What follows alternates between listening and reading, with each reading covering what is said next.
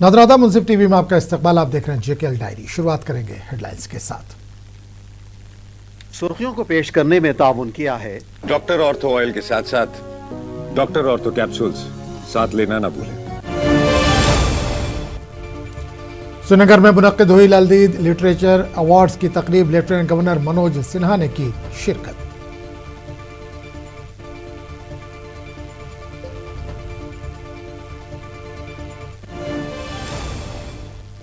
रियासती दर्जे की बहाली के लिए एनसी का दिल्ली मार्च। 20 जुलाई को जंतर मंतर पर एहतजाज।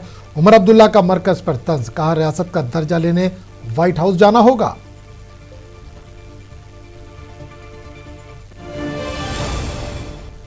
ऑपरेशन लोटस पर सियासी जंग तेज। बीजेपी का उमर अब्दुल्ला पर जवाबी वार।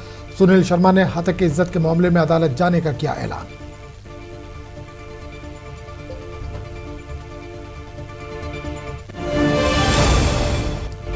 रियासती दर्जा जम्मू कश्मीर के अवाम का आईनी हक। नायब वज़ीर आला सुरेंद्र कुमार चौधरी का बयान।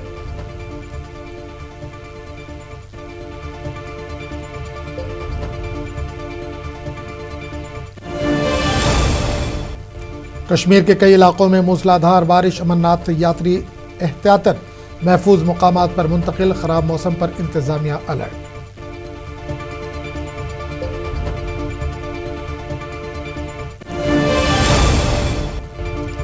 पहलगाम के नाला ओरा में बादल फटने से करोड़ों के इमलाक को नुकसान। शदीद बारिश के बाद नाले में तुग़यानी। सड़कें, दुकानें और बुनियादी ढांचे मुतासिर।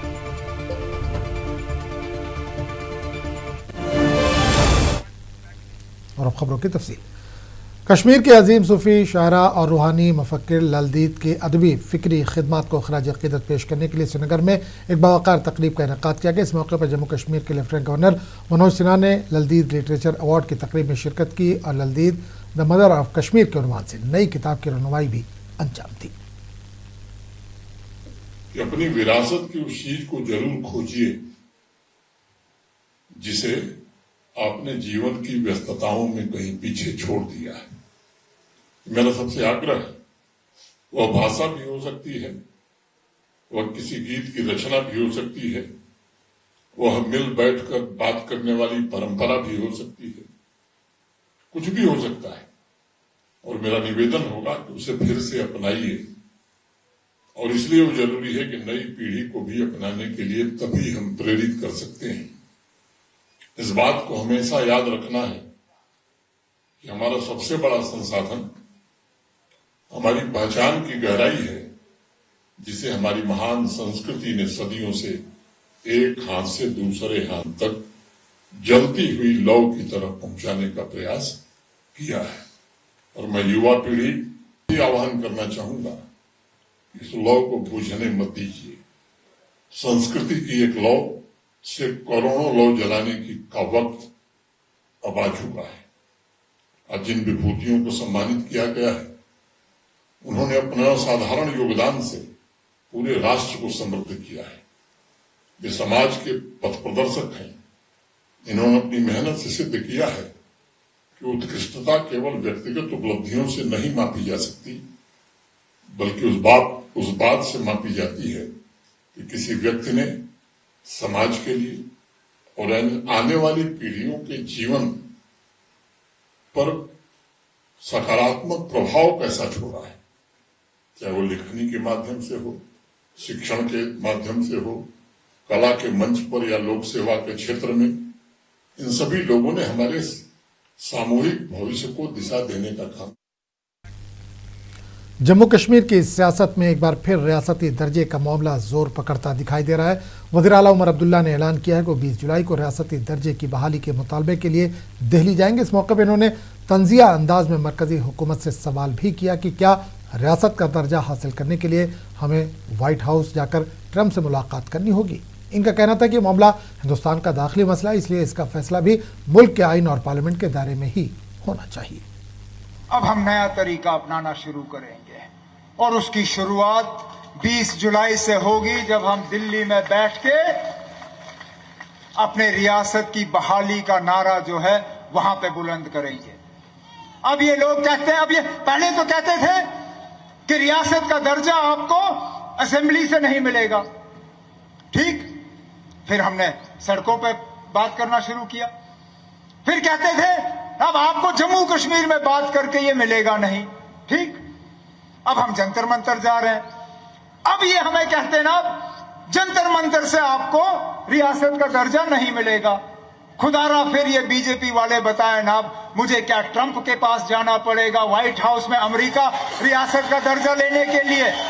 अगर मुझे अपने मुल्क के राजधानी में जम्मू कश्मीर की रियासत का दर्जा की बहाली नहीं मिलेगी तो कहिए हम लोग टिकट करेंगे, हम अमेरिका जाके ट्रंप साहब के घर के बाहर एहतजाज करके वहां से स्टेटहुड मांग लेंगे, दे दीजिए। अगर हमारी तार वहां से बजती है तो बताओ, क्योंकि हमने तो नहीं सोचा था कहीं और जाने का। आप लोग कह रहे हो कि जंतर मंतर से नहीं मिलेगा, आप लोग कह रहे हो कि पार्लियामेंट के पहले दिन। जम्मू कश्मीर के वज़ीर आला उमर अब्दुल्ला ने कहा कि रियासत का दर्जा यहाँ के अवाम पर कोई एहसान नहीं बल्कि इनसे किया गया एक वादा है। इन्होंने कहा कि जम्मू कश्मीर के अवाम को उनका आईनी हक वापस मिलना चाहिए और रियासती दर्जे की बहाली का वादा खुद मरकजी हुकूमत की जानिब से किया गया था। रियासत का दर्जा ये जम्मू कश्मीर के अवाम के ऊपर एहसान नहीं है, ये जम्मू कश्मीर के अवाम के साथ एक वादा किया गया था। इस वादे में सिर्फ नेशनल कॉन्फ्रेंस शामिल नहीं है, इस वादे में तमाम वो पार्टियां शामिल हैं जिन्होंने 2.25 साल पहले इलेक्शन लड़ा। मुझे एक बीजेपी का एमएलए दिखाइए जिसने 2024 के इलेक्शन में लोगों से खिताब करते हुए यह कहा होगा कि मैं जम्मू कश्मीर को दोबारा रियासत।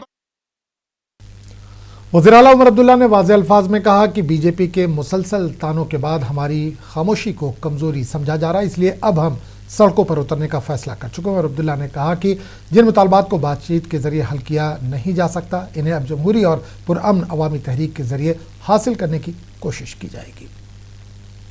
हजारों की तादाद में जम्मू सूबे के तमाम कोनों से हमारी माएं, बहनें, नौजवान साथी यहां जमा हुए हैं अपनी आवाज बुलंद करने के लिए, मरकज की हुकूमत को एक पैगाम पहुंचाने के लिए कि अब और इंतजार नहीं होगा। कहीं ना कहीं अब लग रहा है कि हमारी शराफत का एक नाजायज फायदा लिया जा रहा है, हमारी खामोशी को हमारी कमजोरी समझा जा रहा है, हमारे सब्र का गलत उसका मतलब निकाला जा रहा है। लोगों को यह लग रहा है कि क्योंकि हम सब्र से काम ले रहे हैं तो हम अपने वादों से पीछे हटने का काम कर रहे हैं। इसलिए बीजेपी के तमाम ताने सुनने के बाद, हमारे खिलाफ उनकी तमाम उंगलियां उठने के बाद, हमारी जमात के खिलाफ तमाम साजिशों के बाद हम इस नतीजे पे आए कि अब हमें सड़कों पे उतरना होगा और एहतजाज के रास्ते से हमें वो हासिल करना होगा जो बातचीत के रास्ते से हम हासिल नहीं कर पाए। जम्मू कश्मीर के वज़ीर आला उमर अब्दुल्ला ने एक बार फिर भारतीय जनता पार्टी को सख्त तनकीद का निशाना बनाया। इन्होंने इल्जाम आयद किया कि मुल्क के मुख्तलिफ रियासतों में मुंतखब हुकूमतों और अपोजिशन जमातों को कमजोर करने की कोशिश की जा रही है। इनका दावा था कि बीजेपी खुलेआम ऑपरेशन लोटस की सियासत करती है, जिसका मकसद दूसरी जमातों के अरकान को तोड़कर सियासी फायदा हासिल करना है। आज ये बीजेपी वाले कहते हैं हम तो नेशनल कॉन्फ्रेंस के खिलाफ कोई साजिश नहीं कर रहे। अरे ना, आपकी बात पे यकीन कौन करेगा? आप तो साजिश करते हुए थकते नहीं हो, आप जमात को तोड़ते हुए थकते नहीं हो। इस मुल्क के किस कोने में आपने जमातों को नहीं तोड़ा? हम किस मुंह से, आप किस मुंह से कहोगे कि झूठ हम बोल रहे हैं? देखिए महाराष्ट्र का हाल, क्या किया आपने शरद पवार साहब और उद्धव ठाकरे साहब की पार्टियों को। देखिए वेस्ट बंगाल का हाल, क्या किया आपने ममता बनर्जी की पार्टी को। देखिए आम आदमी पार्टी हमारे हमसाये में पंजाब में कितने एमपी लिए आपने वहां से? किस किस रियासत की बात करूं? आप तो खुद फख्र से कहते हो ऑपरेशन लोटस हमने चलाया, फिर आप कहते हो कि यहां आप बैकडोर एंट्री नहीं करना चाहते हो। हमारे ऊपर इल्जाम लगता है कि हम बैकडोर करते हैं, लेकिन असली बैकडोर वाले जो हैं वो सिर्फ और सिर्फ बीजेपी वाले हैं, क्योंकि हुकूमत संभालने के लिए उनको सिर्फ बैकडोर नजर आता है। वो फ्रंट डोर से हुकूमत में जहां शामिल नहीं हो पाते, वहां बैकडोर से हुकूमत की कोशिश करते हैं। और यहां पे रियासत की लालच। अरे नाब, अगर राजभवन से ही जम्मू कश्मीर को चलवाना था तो इलेक्शन कराने की जरूरत क्या थी? हम वैसे भी 2015 के बाद इक्तिदार से बाहर रहे। नेशनल कॉन्फ्रेंस बीजेपी के तर्जुमान अल्ताफ ठाकुर ने आज कहा कि नेशनल कॉन्फ्रेंस जम्मू कश्मीर में मुल्क मुखालिफ सरगर्मियों को हवा दे रही है। श्रीनगर में एक प्रेस कॉन्फ्रेंस से खिताब करते हुए ठाकुर ने इल्जाम लगाया कि वज़ीर तालीम की निगरानी में एक ऐसी किताब शाये और जारी की गई जिसमें दहशतगर्दों और अलहदगी पसंद रहनुमाओं को हीरो बनाकर पेश किया गया है। जहां तक नेशनल कॉन्फ्रेंस गवर्नमेंट का सवाल है, ये टेररिज्म को ग्लोरीफाई कर रही है, ये सेपरेटिज्म को ग्लोरीफाई कर रही है। ये यहाँ के बच्चों, जो छोटे छोटे बच्चे हैं, उनके जहन और उनके दिमाग में गिलानी, मसरत आलम और शबीर जैसे लोगों को उनके जहन में एक हीरो की तरह पेश कर रहे हैं, जो देश के खिलाफ बहुत बड़ी साजिश है, जो देश की एकता के खिलाफ बहुत बड़ी साजिश है। हमने पहले भी मांग की, पहले भी हमने डिमांड की, जो कसूरवार है उनको अरेस्ट किया जाना चाहिए, उनको सजा मिलनी चाहिए। लेकिन उसके बरक्स हमारी एजुकेशन मिनिस्टर साहिबा चुप करके बैठी है, और उसके बाद हमारे चीफ मिनिस्टर साहब उन्होंने अभी उस पर मुंह भी। जम्मू कश्मीर के नायब वज़ीर आला सुरेंद्र कुमार चौधरी ने कहा कि रियासती दर्जे की बहाली जम्मू कश्मीर के अवाम का आईनी और जमहूरी हक है और इसी मुतालबे को लेकर नेशनल कॉन्फ्रेंस दिल्ली में पुरअमन एहतजाज करेगी। इनका कहना था कि यह तहरीक किसी सियासी मफाद के लिए नहीं बल्कि अवाम से किए गए वादे की तकमील के लिए है।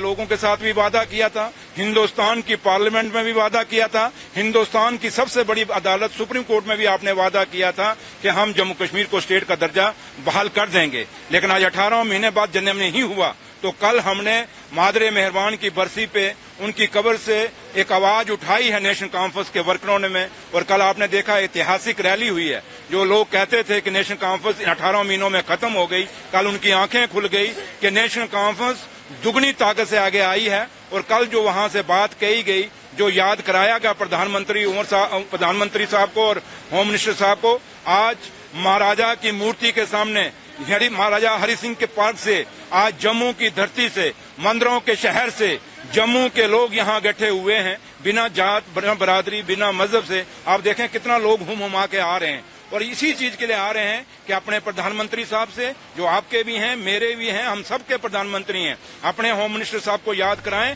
कि वक्त आ गया है। जम्मू कश्मीर के लोग की हालात, वो जो आप कहते हैं हम अच्छे दिन लाना चाहते हैं, तो अच्छे दिन तभी आ सकते हैं। वज़ीर आला उमर अब्दुल्ला के ऑपरेशन लोटस से मुताल्लिक़ बयान पर अब भारतीय जनता पार्टी ने सख्त जवाबी हमला किया है। जम्मू कश्मीर असेंबली में क़ायदे हिज़्ब इख्तिलाफ और बीजेपी रहनुमा सुनील शर्मा ने कहा कि नेशनल कॉन्फ्रेंस पहले ही अंदरूनी तौर पर कमज़ोर हो चुकी है, उसके अरकान असेंबली को तोड़ने के लिए किसी ऑपरेशन लोटस की ज़रूरत नहीं। उन्होंने दावा किया कि एनसी के अरकान तो मुफ्त में फ़रोख्त होने को तैयार हैं। सुनील शर्मा ने उमर अब्दुल्ला के बयान को हद के आमेज़ करार देते हुए कहा कि वो इस मामले में अदालत से रुजू करेंगे। हमें आवश्यकता ही नहीं डिस्टेबल करने की, ये खुद डिस्टेबल हो चुके हैं, हमें आवश्यकता ही नहीं है। मैं पहले ही कह चुका हूं कि भारतीय जनता पार्टी कभी भी सरकार बनाने के हक में नहीं है। जब हम सरकार नहीं बनाएंगे तो हम गिराएंगे क्यों? हमें आवश्यकता ही नहीं। हाँ, इनके परिवार के विरुद्ध, परिवारवाद के विरुद्ध इनके अंदर ही लड़ाई हो चुकी है, पार्टी टूट चुकी है, टूटनी नहीं है, इनकी टूट चुकी है परिवारवाद के खिलाफ। देखिए, सवाल पैदा होता है कि हम तो वो कोर्ट में भी इसको घसीटेंगे, ऐसी बात नहीं है। ये मुझे लगता है उमर साहब के पास माल खूब जमा हो गया है, इस प्रकार की करोड़ों की बातें, क्योंकि हमारे यहाँ ये बातें नहीं होती करोड़ों की। वैसे भी मैं कहना चाहता हूँ, इनके विधायक मुफ्त में ही बिकने को तैयार हैं परिवारवाद के खिलाफ। हम खरीद नहीं रहे हैं और हमें आवश्यकता ही नहीं, जब हमने सरकार बनानी नहीं। जहाँ पर 20-30 करोड़ की बात ये कर रहे हैं, अगर आप में मॉरल ग्राउंड्स, आपके मॉरल ग्राउंड्स हैं, आप में ताकत है, नैतिकता है, आप आइए, नाम लेके आइए, प्लेस लेके आइए, जगह लेके आइए, वरना तैयार रहिए, आपको फेस करना होगा कोर्ट। नेशनल कॉन्फ्रेंस के सीनियर रहनुमा और रुकने पार्लियामेंट सज्जाद किचलू ने भी बीजेपी को आड़े हाथों लिया। सज्जाद किचलू का कहना है कि जम्मू कश्मीर में मुंतखब अवामी मैंडेट का एहतराम किया जाना चाहिए और सियासी जमातों को तोड़ने या मुंतखब हुकूमतों को गैर मुस्तहकम करने की किसी भी कोशिश को अवाम हरगिज कबूल नहीं करेगी।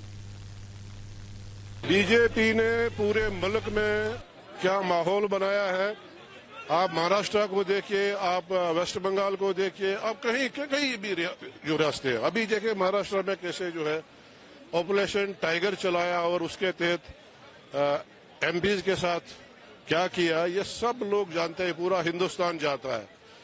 उमर अब्दुल्ला साहब एक जिम्मेदार आदमी है, वो जम्मू कश्मीर के चीफ मिनिस्टर है और पब्लिक में स्टेज पे उन्होंने ये कहा है कि भाई ये जो है ये बीजेपी वाले जो है हमारे एमएलए को पोच कर रहे हैं, वो जो भी बात करते हैं जिम्मेदारी से करते हैं। श्री अमरनाथ यात्रा के दौरान खराब मौसम ने एक बार फिर इंतजामिया की तशवीश बढ़ा दी है। जनूबी कश्मीर के अनंतनाग जिले में मूसलाधार बारिश के बाद यात्रियों की हिफाजत के पेश नज़र फौरी इक़दाम किए गए हैं। इंतजामिया के मुताबिक शदीद बारिश के बाईस यात्रियों को एहतियातन महफूज मकामात पर मुंतकिल कर दिया गया, जबकि मुतल्लिका महकमों को अलर्ट रहने की हिदायत दी गई। हुक्काम मुसलसल मौसम की सूरत हाल पर नजर रखे हुए ताकि यात्रा बिला रुकावट और महफूज अंदाज में जारी रह सके।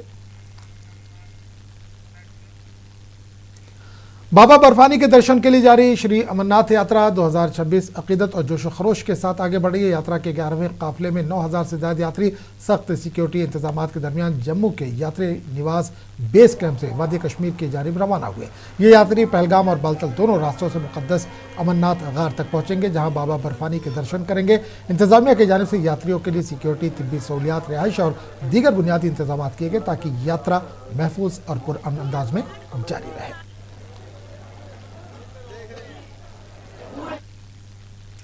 जम्मू कश्मीर में आइंदा बुध अमरनाथ यात्रा के पेश नज़र इंतजामिया ने तैयारियां तेज कर दी हैं। जिला पुंछ के डिप्टी कमिश्नर अशोक कुमार शर्मा ने यात्रा के इंतजामात का तफसीली जायजा लेने के लिए जिले के आला हुकाम और बुध अमरनाथ यात्रा मैनेजमेंट कमेटी के नुमाइंदों के साथ मुश्तरका इजलास किया। इजलास में यात्रियों के क़याम, सिक्योरिटी, ट्रैफिक, सेहत, सफाई, बिजली, पानी और दीगर बुनियादी सहूलियात का जायजा लिया।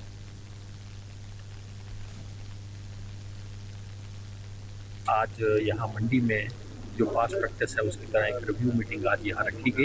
यहाँ के लोगों को भी सुना गया और इस यात्रा को किस ढंग से और इम्प्रूव किया जा सकता है उसकी पूरी कोशिश की जा रही है। जनूबी कश्मीर के सियाती मुकाम पहलगाम के नाला औरा में बादल फटने के वाक़े ने बड़े पैमाने पर तबाही मचाई, जिसके नतीजे में करोड़ों रुपए मालियत के इमलाक और बुनियादी ढांचे को नुकसान पहुंचा। शदीद बारिश के बाद नाले में अचानक तुग़यानी आई, जिससे पानी, मलबा और पत्थर नशेबी इलाकों में दाखिल हो गए और मुतादिद इमारतों, दुकानों, सड़कों और दीगर तंसीबात को नुकसान पहुंचा। ऐनी शाहिदीन के मुताबिक सैलाबी रेले ने चंद ही लम्हों में मामूलात ज़िंदगी दरहम बरहम कर दी, जबकि मुतासरा इलाकों में खौफ हरास की फ़ज़ा कायम हो गई। कि यहाँ पे एक पुल हुआ करता था जो बिजदारा को पहलगाम से मिलाने वाला एक वाहिद पुल था। हालांकि अनंतनाग खनाबल केपी रोड जो है वो महफूज है और इस फटने की वाक़े से या फिर इस पानी के रेले की वजह से हुए नुकसान की वजह से यात्रा पर कोई असर नहीं पड़ेगा। यात्रा बदस्तूर जारी है। दूसरे सयाह जो पहलगाम घूमने के लिए आते हैं उनके लिए जरूर कहना चाहेंगे कि अगर आप पहलगाम में क़याम पजीर है तो होटल मुंतखब करने से पहले ये बात जरूर यकीनी बनाए कि दरिया के किनारे पर गैर कानूनी तरीके से बने हुए होटल में अपना क़याम ना करे, क्योंकि किसी भी वक्त ऐसा हादसा हो सकता है। मुंसिफ टीवी के लिए अनंतनाग पहलगाम से जावेद गुल। औरा नाला में बादल फटने के बाद पेश आने वाली तबाही ने दूरअफ्तादा गुज्जर बस्ती में बुनियादी सहूलियात की कमी को नुमाया कर दिया। मुतासरा इलाके के रिहायशियों का कहना है कि नए सड़क, सेहत, पीने के साफ पानी और दीगर बुनियादी सहूलियात की अदम दस्तियाबी का तवील अरसे से सामना है, जबकि हालिया कुदरती आफत ने इनकी मुश्किलात में मजीद इजाफा कर दिया। मुंसिफ टीवी मुतासरा गुज्जर बस्ती पहुंचने वाला पहला न्यूज़ चैनल साबित हुआ जहाँ टीम ने ज़मीनी सूरत हाल का जायजा लिया।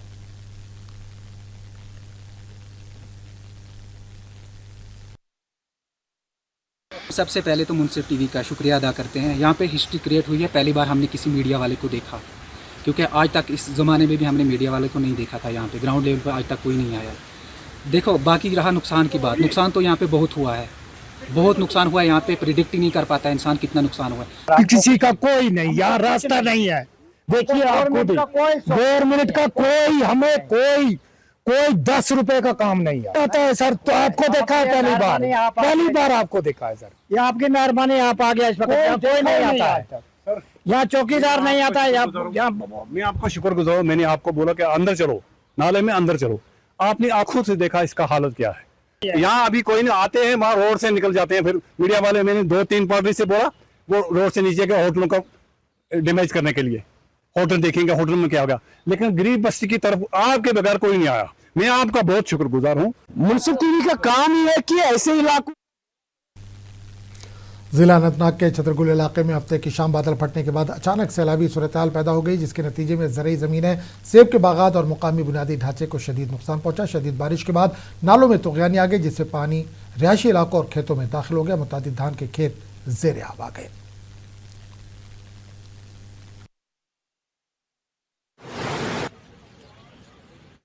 यहाँ पे देखे लोगों को तवक्का है हुकूमत से, यहाँ के डीसी साहब खासकर एसएचओ साहब हमारे जो कल से यहाँ पे खड़े थे। बाकी हमने अभी तक, दिन के 12 बजे का टाइम है, अभी तक कोई एडमिनिस्ट्रेशन नहीं आई है।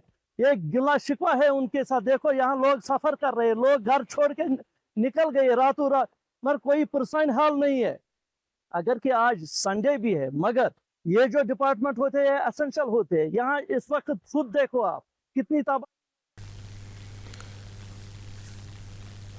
ठाठरी में बालाई इलाकों में बारिश का सिलसिला जारी है, जिसके तहत पहाड़ी इलाकों में अवामी तशवीश बरकरार है। सैलाब मुतासरीन लोगों को मुश्किलात का सामना है। सरकारी इतलात से जाहिर होता है कि 7 जुलाई 2026 को ठाठरी में बादल फटने और अचानक आने वाले सैलाब के बायस 42 खानदानों और 41 कारोबारी मराकज को नुकसान का सामना करना पड़ा। इस वक्त जो मुंसिफ टीवी की टीम इस वक्त जो ठाठरी का जायज़ा ले रही है, तमाम जो फ्लड एरियाज़ है वो दिखाने की भरपूर इस वक्त की भरपूर कोशिश कर रहे हैं कि देखिए ये जो पूरा मलबा उठाने की भरपूर का पिछले 5-6 दिन से लगातार यहाँ पे रात दिन काम हो रहा है, ताकि लोगों को फिर से बसाया जाए। अगर बसाने की यहाँ पे उतनी गुंजाइश नहीं होगी तो सरकार को चाहिए कि इन लोगों को किसी दूसरी जगह मुंतकिल, ताकि ये सेफ जोन में जाएँ। जुल्फ़िकार अली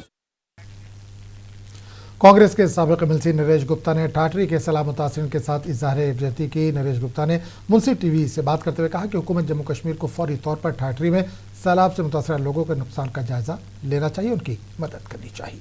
कोई शक नहीं कि लोगों के दिलों में बहुत घबराहट है। यहाँ बड़े अजीब से हालात यहाँ बने हुए। इस वक्त भी बारिश लगी हुई है। बारिश में हमने को लगभग 2 घंटे हो गए, हमें भी फ्लड अफेक्टेड और क्लाउड बर्स्ट से जो नुकसानात यहाँ हुए हैं, कोई रेजिडेंशियल मकानों का हुआ है, कोई बिजनेस एस्टेब्लिशमेंट का हुआ है। अपनी पार्टी की जानिब से आज तराल में सीनियर पार्टी कारकुनों का एक अहम इजलास मुनक्किद हुआ, जिसकी सदारत पार्टी के तर्जुमान डॉक्टर हरबख्श सिंह ने की। इजलास में आइंदा पंचायत इंतखाबात की तैयारी और पार्टी सरबराह सैयद अल्ताफ बुखारी के तराल में मुजव्विज़ा अवामी जलसे के इंतजाम का तफसीली जायजा लिया गया।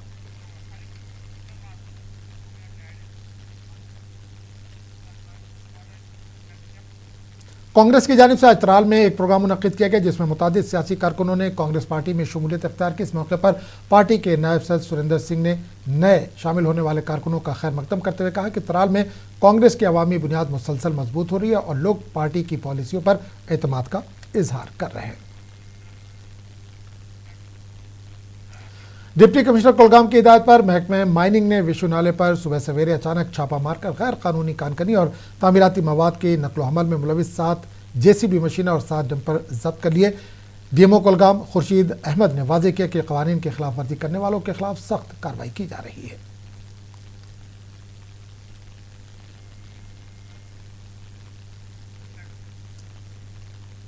जम्मू कश्मीर के जिला डोडा में इंसान और जंगली हयात के दरमियान बढ़ते तसादुम ने एक बार फिर तशवीश पैदा कर दी है। यहाँ रीछ के हमले में 14 साला मोहम्मद आसिफ शदीद जख्मी हो गए, जिन्होंने इब्तदाई इलाज के बाद गवर्नमेंट मेडिकल कॉलेज डोडा से बेहतर इलाज के लिए जीएमसी इनको मुंतकिल कर दिया गया। Medical superintendent doctor Tanveer Ahmed के मुताबिक मोहम्मद आसिफ के चेहरे, सर और कमर पर गहरे जख्म आए, जबकि सर पर भी शदीद चोट लगी है। इन्होंने बताया कि रवा साल जीएमसी डोडा में रीछ के हमले का ये चौथा वाकया है।